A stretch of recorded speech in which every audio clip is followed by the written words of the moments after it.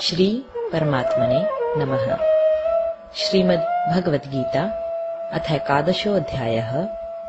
अर्जुन बोले, मुझ पर अनुग्रह करने के लिए आपने जो परम गोपनीय अध्यात्म विषयक वचन अर्थात उपदेश कहा, उससे मेरा यह अज्ञान नष्ट हो गया है। क्योंकि हे कमल नेत्र, मैंने आपसे भूतों की उत्पत्ति और प्रलय विस्तार पूर्वक सुने हैं तथा आपकी अविनाशी महिमा भी सुनी है। हे परमेश्वर, आप अपने को जैसा कहते हैं यह ठीक ऐसा ही है, परंतु हे पुरुषोत्तम, आपके ज्ञान, ऐश्वर्य, शक्ति, बल, वीर्य और तेज से युक्त ऐश्वर्य रूप को मैं प्रत्यक्ष देखना चाहता हूँ। हे प्रभु, यदि मेरे द्वारा आपका वह रूप देखा जाना शक्य है, ऐसा आप मानते हैं, तो हे योगेश्वर, उस अविनाशी स्वरूप को मुझे दर्शन कराइए। श्री भगवान बोले, हे पार्थ, अब तू मेरे सैकड़ों हजारों नाना प्रकार के और नाना वर्ण तथा नाना आकृति वाले अलौकिक रूपों को देख। हे भरतवंशी अर्जुन, तू मुझमें आदित्यों को अर्थात अदिति के 12 पुत्रों को, 8 वसुओं को, 11 रुद्रों को, दोनों अश्विनी कुमारों को और 49 मरुदगणों को देख तथा और भी बहुत से पहले न देखे हुए आश्चर्यमय रूपों को देख। हे अर्जुन, अब इस मेरे शरीर में एक जगह स्थित चराचर सहित संपूर्ण जगत को देख तथा और भी जो कुछ देखना चाहता हो सो देख, परंतु मुझको तू इन अपने प्राकृत नेत्रों द्वारा देखने में निस्संदेह समर्थ नहीं है। इसी से मैं तुझे दिव्य अर्थात अलौकिक चक्षु देता हूँ। इससे तू मेरी ईश्वरीय योग शक्ति को देख। संजय बोले, हे राजन, महायोगेश्वर और सब पापों के नाश करने वाले भगवान ने इस प्रकार कहकर उसके पश्चात अर्जुन को परम ऐश्वर्य युक्त दिव्य स्वरूप दिखलाया। अनेक मुख और नेत्रों से युक्त, अनेक अद्भुत दर्शनों वाले, बहुत से दिव्य भूषणों से युक्त और बहुत से दिव्य शस्त्रों को हाथों में उठाए हुए, दिव्य माला और वस्त्रों को धारण किए हुए और दिव्य गंध का सारे शरीर में लेप किए हुए, सब प्रकार के आश्चर्यों से युक्त, सीमा रहित और सब ओर मुख किए हुए विराट स्वरूप परम देव परमेश्वर को अर्जुन ने देखा। आकाश में 1000 सूर्यों के एक साथ उदय होने से उत्पन्न जो प्रकाश हो, वह भी उस विश्व रूप परमात्मा के प्रकाश के सदृश कदाचित ही हो।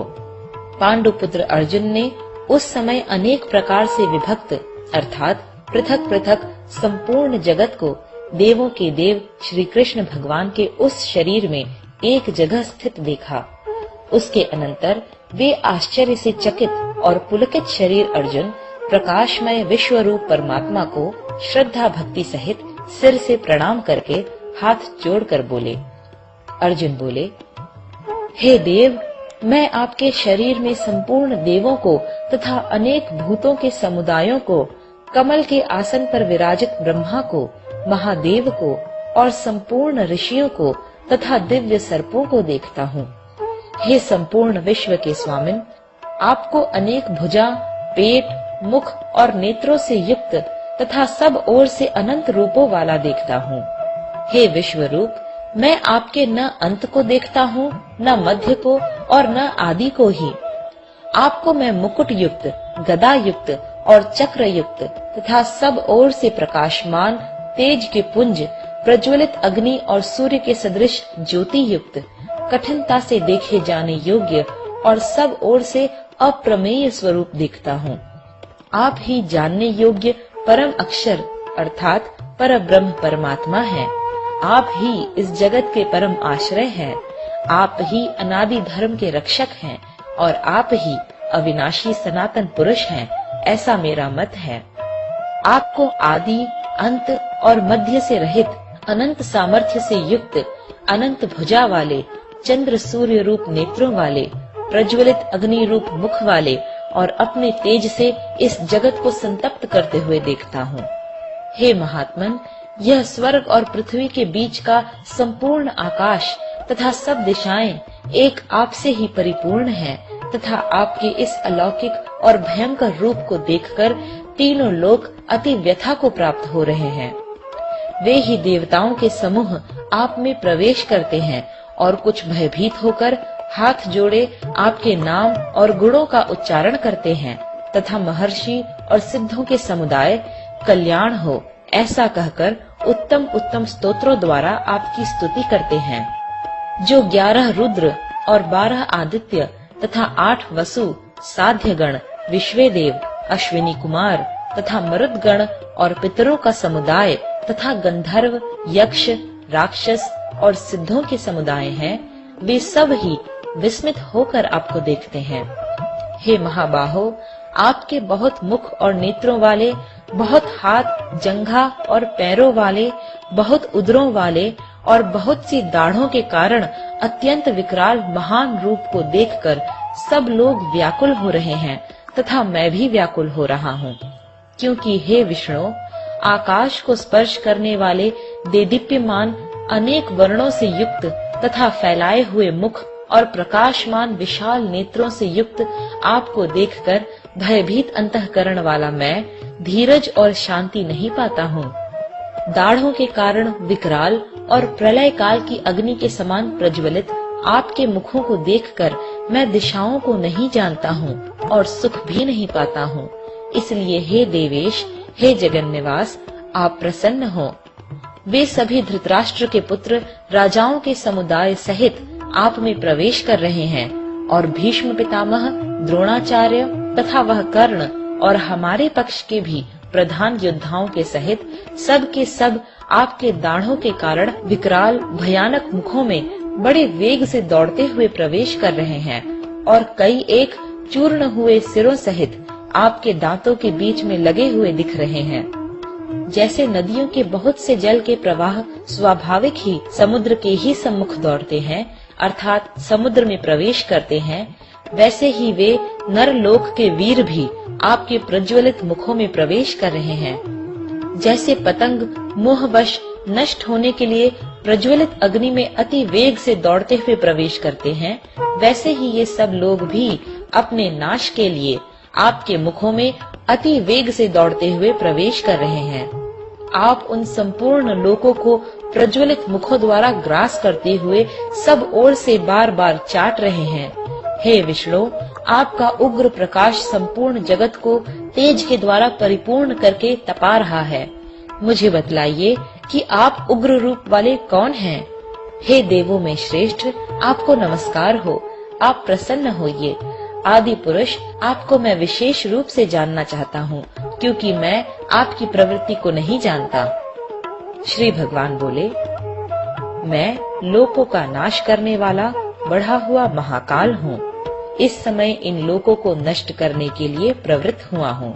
इसलिए जो प्रतिपक्षियों की सेना में स्थित योद्धा लोग हैं, वे सब तेरे बिना भी नहीं रहेंगे, अर्थात तेरे युद्ध न करने पर भी इन सब का नाश हो जाएगा। अतएव तू उठ, यश प्राप्त कर और शत्रुओं को जीतकर धन धान्य से संपन्न राज्य को भोग। ये सब शूरवीर पहले से ही मेरे द्वारा मारे हुए हैं। हे सव्यसाचिन, तू तो केवल निमित्त मात्र बन जा। द्रोणाचार्य और भीष्म पितामह तथा जयद्रथ और कर्ण तथा और भी बहुत से मेरे द्वारा मारे हुए शूरवीर योद्धाओं को तू मार। भय मत कर, निसंदेह तू युद्ध में वैरियों को जीतेगा, इसलिए युद्ध कर। संजय बोले, केशव भगवान के इस वचन को सुनकर मुकुटधारी अर्जुन हाथ जोड़कर कांपता हुआ नमस्कार करके फिर भी अत्यंत भयभीत होकर प्रणाम करके भगवान श्री कृष्ण के प्रति गदगद वाणी से बोले। अर्जुन बोले, हे अंतर्यामिन, यह योग्य ही है कि आपके नाम, गुण और प्रभाव के कीर्तन से जगत अति हर्षित हो रहा है और अनुराग को भी प्राप्त हो रहा है तथा भयभीत राक्षस लोग दिशाओं में भाग रहे हैं और सब सिद्ध गणों के समुदाय नमस्कार कर रहे हैं। हे महात्मन, ब्रह्मा के भी आदिकर्ता और सबसे बड़े आपके लिए वे कैसे नमस्कार न करें, क्योंकि हे अनंत, हे देवेश, हे जगन्निवास, जो सत, असत और उनसे परे अक्षर अर्थात सच्चिदानंद घन ब्रह्म है, वह आप ही हैं। आप आदि देव और सनातन पुरुष हैं। आप इस जगत के परम आश्रय और जानने वाले तथा जानने योग्य और परम धाम हैं। हे अनंत रूप, आपसे यह सब जगत व्याप्त है अर्थात परिपूर्ण है। आप वायु, यमराज, अग्नि, वरुण, चंद्रमा, प्रजा के स्वामी ब्रह्मा और ब्रह्मा के भी पिता हैं। आपके लिए हजारों बार नमस्कार, नमस्कार हो। आपके लिए फिर भी बार बार नमस्कार, नमस्कार। हे अनंत सामर्थ्य वाले, आपके लिए आगे से और पीछे से भी नमस्कार। हे सर्वात्मन, आपके लिए सब ओर से ही नमस्कार हो, क्योंकि अनंत पराक्रमशाली आप समस्त संसार को व्याप्त किए हुए हैं। इससे आप ही सर्वरूप हैं।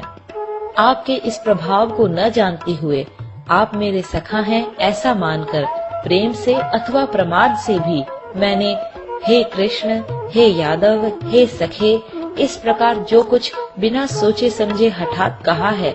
और हे अच्युत, आप जो मेरे द्वारा विनोद के लिए विहार, शय्या, आसन और भोजनादि में अकेले अथवा उन सखाओं के सामने भी अपमानित किए गए हैं, वह सब अपराध अप्रमेय स्वरूप अर्थात अचिंत्य प्रभाव वाले आपसे मैं क्षमा करवाता हूँ।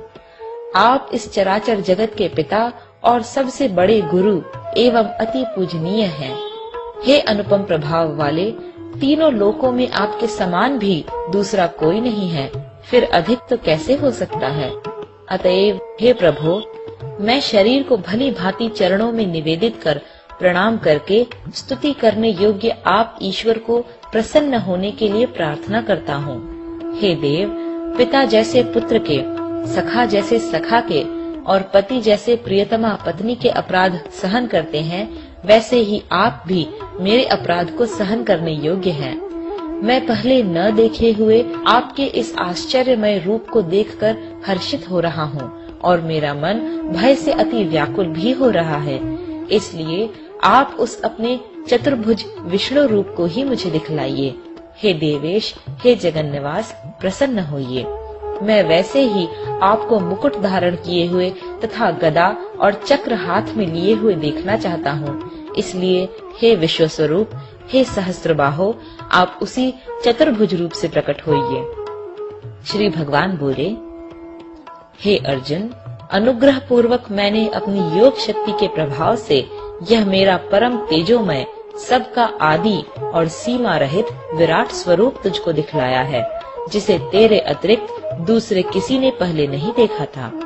हे अर्जुन, मनुष्य लोक में इस प्रकार विश्व रूप वाला मैं न वेद और यज्ञों के अध्ययन से, न दान से, न क्रियाओं से और न उग्र तपो से ही तेरे अतिरिक्त दूसरे के द्वारा देखा जा सकता हूँ। मेरे इस प्रकार के इस विकराल रूप को देखकर तुझको व्याकुलता नहीं होनी चाहिए और मूढ़ भाव भी नहीं होना चाहिए। तू भय रहित और प्रीति युक्त मन वाला होकर उसी मेरे इस शंख, चक्र, गदा, पद्म युक्त चतुर्भुज रूप को फिर देख। संजय बोले, वासुदेव भगवान ने अर्जुन के प्रति इस प्रकार कहकर फिर वैसे ही अपने चतुर्भुज रूप को दिखलाया और फिर महात्मा श्री कृष्ण ने सौम्य मूर्ति होकर इस भयभीत अर्जुन को धीरज दिया। अर्जुन बोले, हे जनार्दन, आपके इस अति शांत मनुष्य रूप को देखकर अब मैं स्थिर चित्त हो गया हूँ और अपनी स्वाभाविक स्थिति को प्राप्त हो गया हूँ। श्री भगवान बोले, मेरा जो चतुर्भुज रूप तुमने देखा है यह सुदुर्दर्श है, अर्थात इसके दर्शन बड़े ही दुर्लभ हैं। देवता भी सदा इस रूप के दर्शन की आकांक्षा करते रहते हैं। जिस प्रकार तुमने मुझको देखा है, इस प्रकार चतुर्भुज रूप वाला मैं न वेदों से, न तप से, न दान से और न यज्ञ से ही देखा जा सकता हूँ। परंतु हे परंतप अर्जुन, अनन्य भक्ति के द्वारा इस प्रकार चतुर्भुज रूप वाला मैं प्रत्यक्ष देखने के लिए, तत्व से जानने के लिए तथा प्रवेश करने के लिए अर्थात एक ही भाव से प्राप्त होने के लिए भी शक्य हूँ। हे अर्जुन, जो पुरुष केवल मेरे लिए ही संपूर्ण कर्तव्य कर्मों को करने वाला है, मेरे परायण है, मेरा भक्त है, आसक्ति रहित है और संपूर्ण भूत प्राणियों में वैर भाव से रहित है, वह अनन्य भक्ति युक्त पुरुष मुझको ही प्राप्त होता है। 11वां अध्याय समाप्त।